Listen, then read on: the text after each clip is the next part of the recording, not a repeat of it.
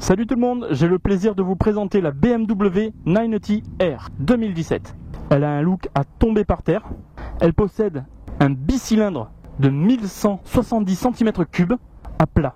Vous voyez, les deux cylindres se retrouvent totalement à l'opposé, à plat. Cette machine développe 110 chevaux et un couple de 11,8 m/kg à 6000 tours minute. De quoi t'allonger les bras.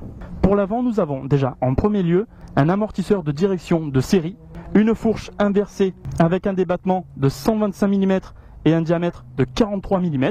Pour le freinage, nous avons deux disques de 320 mm pincés par deux étriers Brembo 4 pistons. Et il y a les durites Avia de série sur le frein avant et le frein arrière. Pour l'arrière, nous avons un mono-amortisseur réglable manuellement avec un débattement de 120 mm. Pour le frein, nous avons un disque de 265 mm freiné par un étrier double piston BMW. Vous remarquerez que la transmission finale se fait par cardan et non pas par chaîne. Pour les néophytes, le cardan c'est juste une pignonnerie, un engrenage. Il paraîtrait que ça fait la vie de la moto, pas comme les keychains qu'il faut changer en fonction du nombre de kilomètres. Je trouve que c'est un petit peu dommage.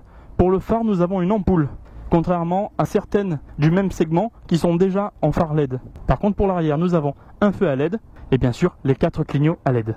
La moto pèse en ordre de marche 219 kg. Elle possède un réservoir de 17 litres et une hauteur de selle de 805 mm avec en option un kit rabaissement qui peut la faire arriver à 775 mm. Elle possède une ligne double sortie Akrapovic de série que sur ce modèle, s'il vous plaît. Pour le poste de pilotage, déjà nous avons un embrayage hydraulique avec durite Avia d'origine. Et à ce que je vois, le levier de frein et le levier d'embrayage sont réglables avec une petite molette selon la taille de vos mains. Il y a deux petits compteurs à aiguilles avec deux petits écrans LCD et ne vous y trompez pas, c'est truffé d'informations. À droite, nous avons le bouton pour les poignées chauffantes de série, le coupe-circuit. À gauche, nous avons les warnings, l'ABS déconnectable, ensuite les trips et infos, donc qui vont gérer toute la partie information sur les petits écrans LCD, clignotant klaxon. Pour les infos, il y en a tout un tas. Je vais commencer par le compteur de droite, le rapport de boîte engagé. Ensuite, nous avons la vitesse moyenne, le voltage de la batterie, le chronomètre du temps de roulage, la date, la consommation moyenne et la consommation instantanée. Pour le compteur de gauche, nous avons l'heure, le kilométrage total, trip 1, trip 2, trip A, ça je sais pas trop ce que c'est, et la température moteur. Je trouve qu'il y a beaucoup d'infos. Le guidon me semble très large. Alors à combien est-il? À 83. On retrouve cette largeur de guidon sur les Maxi Trail. Et en hauteur, il est grossièrement à 100. Il est maintenant temps de la démarrer.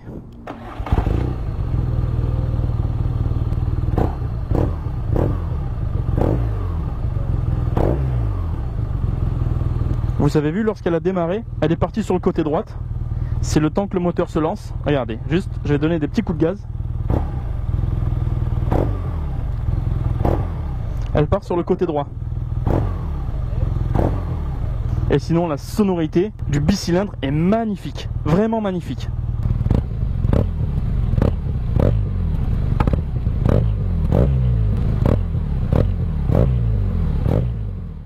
Pour la position, j'ai une selle qui est pas très étroite entre les jambes, mais c'est pas grave parce qu'étant perché à 805 mm, j'ai quand même les deux pieds à plat, reposés facilement.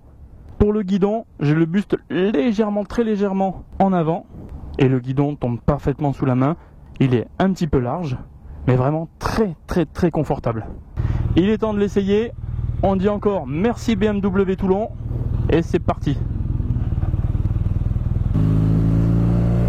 Alors mes premières impressions, c'est très spécial comme machine.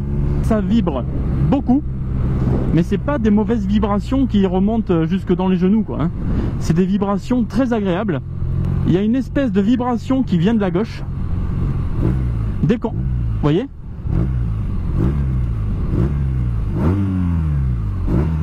Voilà.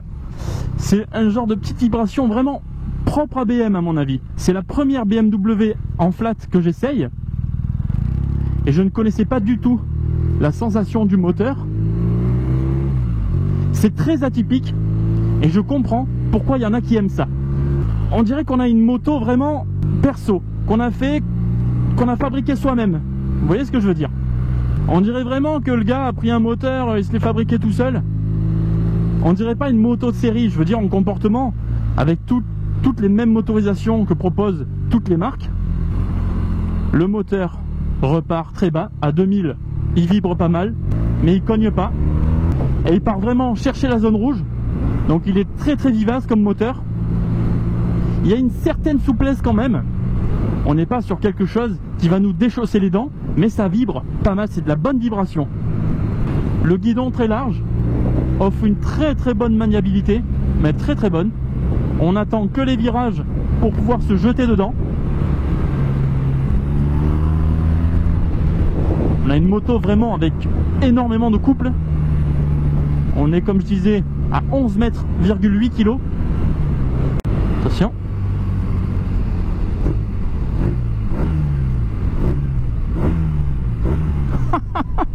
Mais c'est quoi cette vibration qui vient du côté? On dirait qu'on te met un coup de pied sur le côté de la moto. C'est très très très très très spécial. Mais c'est pas déplaisant, hein. C'est vraiment pas déplaisant.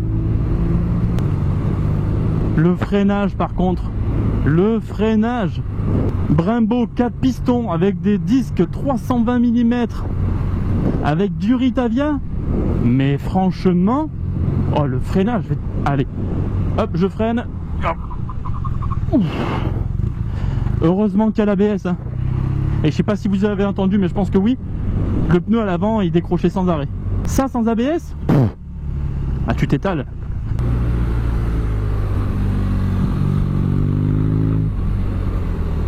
C'est vraiment super comme machine.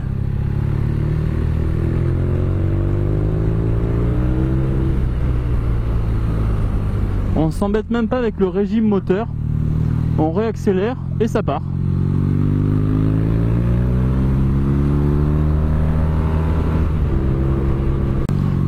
Il y a des ondits sur ces moteurs là, comme quoi on a toute la chaleur qui vient dans les jambes.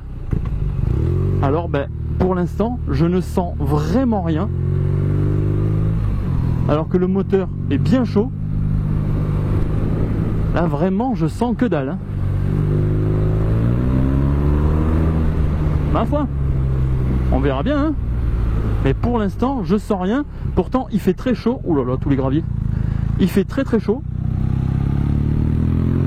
Le moteur est chaud. Ma foi, à voir. On sent vraiment qu'on est sur une moto d'homme, hein.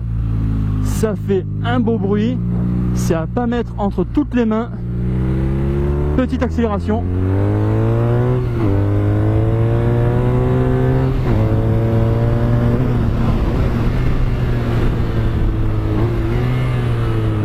Ouais, ça pousse, hein. Ça pousse vraiment bien.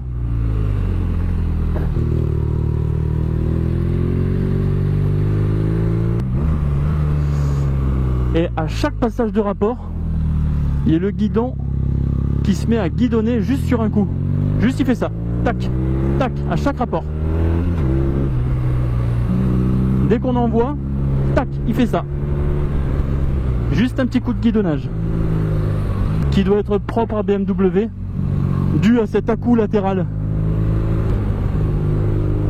Mais j'ai vraiment l'impression de rouler une moto faite maison. À dire que c'est fait de série.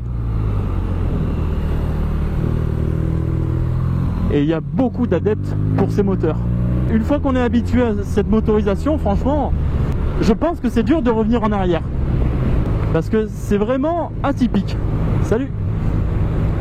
Le bruit aussi est carrément propre à BMW. Dès qu'on entend cette motorisation là, on sait que c'est une BM et pas une autre. Un peu comme Ducati avec ses embrayages à sec et les VFR de l'époque qui faisaient vraiment des bruits propres à eux-mêmes, quoi. Les suspensions sont fermes, très fermes sur petits chocs. Par contre, dès qu'il y a des oscillations, c'est assez souple, mais dès qu'il y a des petits nids de poule ou quoi, c'est super raide. C'est un régal cette moto. On n'a même pas besoin d'envoyer. Hop, ça repart. C'est vraiment un régal. Elle passe toute seule dans les virages. Même pas besoin de forcer. On tombe un rapport. On la pose et elle passe. Le frein manque de douceur. Dès qu'on le touche, hop, vous avez vu, elle a une tendance à piquer du nez directement, dès qu'on touche le frein. Je vais vous remontrer, à peine je le touche, hop, vous voyez, il est vraiment efficace, mais manque un petit peu de douceur.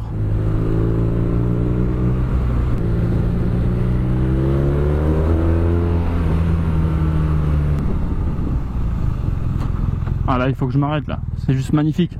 Regardez-moi ça, c'est pas beau? Magnifique!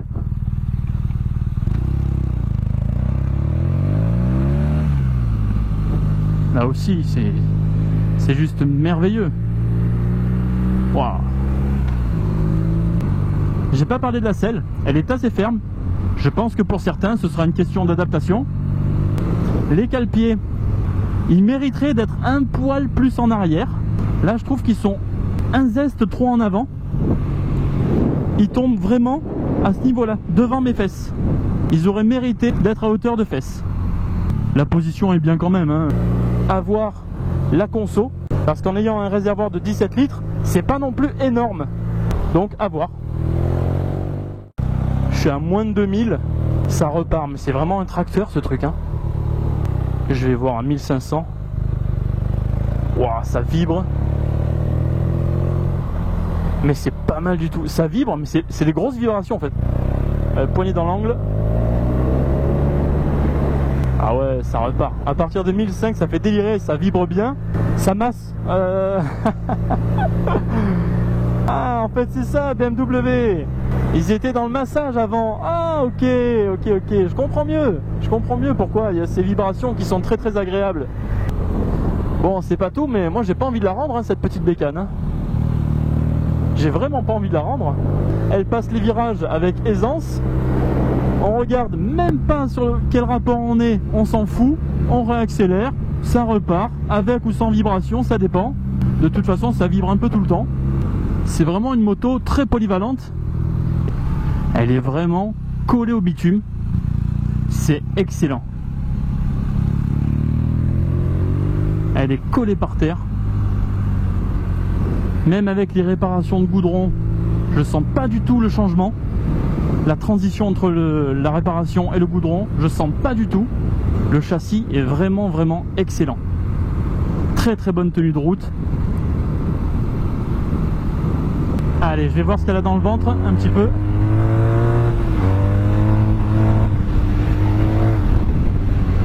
Oh, ouais, bon, ça pousse, hein. Il y a du coffre, il y a du couple à ne pas mettre entre toutes les mains, bien évidemment. C'est assez spécial à conduire, mais franchement, c'est très très bon à conduire. Très très bon. J'adore. Perso, j'adore. Mais chacun a ses préférences, chacun a ses goûts. Essayez-la. Pour ceux qui sont attirés, essayez-la. J'avais jamais essayé et maintenant je sais ce que ça fait d'avoir un moteur BM et c'est un régal. Un vrai régal. À tester et à tester.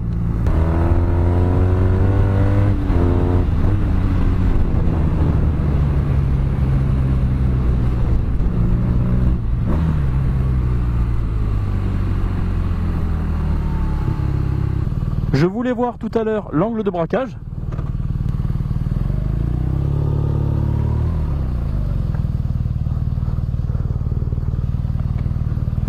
Eh ben, ça doit être le roadster qui braque le plus au monde. Bah, écoutez, on arrive à la fin de ce test, et même en mettant ma main, je sens pas d'air chaud. Donc, c'est peut-être une légende, je sais pas. Je voulais en avoir le cœur net. En short et t-shirt. C'est pas le rêve ça? Moto, short et t-shirt? C'est le paradis. Pourquoi s'équiper? On a chaud et on n'a pas de style. Pour faire une petite conclusion, ce que j'ai aimé, beaucoup de choses. Comportement moteur, couple, frein moteur, tenue de route, sonorité moteur, position, un guidon large qui permet une bonne maniabilité, un comportement moteur, comme je le répète, atypique. Ce que j'ai moins aimé, la selle manque un petit peu de confort et les suspensions sont un petit peu raides sur les petits chocs. Sinon j'ai tout aimé, hein. Il y a tout qui est bon. n'y a pas de chaleur qui me vient sur les jambes comme Léon dit. Donc franchement, énormément de positifs. J'ai passé un excellent moment sur cette machine. Salut. En tout cas, si tu as aimé l'essai, n'hésite pas à mettre un pouce bleu, un com ou à t'abonner. Il y aura plein de tests qui vont arriver. Donc je te dis à la prochaine. Ciao.